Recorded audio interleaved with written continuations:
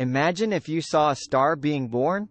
Stars are gigantic balls of fire holding planets, asteroids and meteorites in their firm gravitational grip. And their fire sends light into the farthest reaches of their galaxies. But how did they get here? I mean, these incredible orbs must have come from somewhere, right? The Milky Way galaxy spans about 100,000 light-years across. And it contains somewhere around 200 billion stars. If there are that many stars in our little section of space real estate, imagine how many there are in the entire universe. Now, depending on where you look in the night sky, you could see around 5,000 stars just with your naked eye. The brightest ones have melodic names like Polaris, Alpha Centauri, and Betelgeuse. Looking further out into the universe with the help of telescopes, there are simply too many stars to name.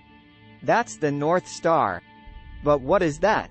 That's why many of these are now identified more generically. Like WASP 50, HD 28678 and HAT P23.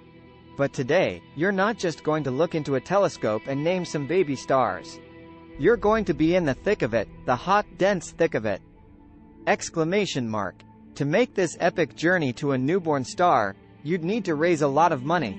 Every year, 7 new stars are born in the Milky Way alone. Now, that might not sound like a whole lot. But keep in mind that our galaxy has already used up 90% of its star-making material over the billions of years of its existence. And yet, new stars are still being born all the time. Now, to witness their birth, you'd need to travel to one of the many star nurseries in the universe. These are known as nebulas. Nebulas are huge clouds of gas and dust that can span light years across. So hop into your interstellar spacecraft and set your coordinates for one of the most famous stellar nurseries of our galaxy a mere 1,344 light-years away. Yeah, it's here that you'd find the necessary ingredients for a star to be born. Gas, dust, gravity and turbulence. Sounds like my car. Being in the middle of a nebula would feel like being in the clouds. You'd be surrounded by over 200 different kinds of molecules. There would be hydrogen and helium gas, as well as microscopic grains of silicon and iron. And I hope you packed some warm clothes because conditions in this cloud would be frigid. You'd need a spacesuit thick enough to withstand temperatures as low as 270 degrees Celsius, 450 degrees Fahrenheit. But don't worry. Things are about to heat up. The birth of a star suddenly, you'd be hit by a blast. This would be a ripple effect from an exploding nearby star. And it would cause the nebula to become turbulent. All it means is that the gases around you would start to mix and swirl together. It would be the beginning of the epic event you're here for. First, dust particles would begin to clump together. These clumps would become denser and denser, forming knots.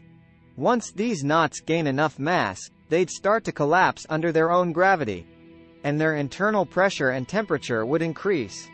Yeah, at around 2,200 degrees Celsius, 4,000 degrees Fahrenheit, these high-pressure knots would emit a dull red glow. You wouldn't be able to see it, because that light would be infrared. Oh, but you would be uncomfortably aware of the temperatures starting to rise. And things would keep heating up. Eventually, the protostar before your eyes would emit its first rays of visible light. Wait. Do you smell that? Well, no, of course you don't.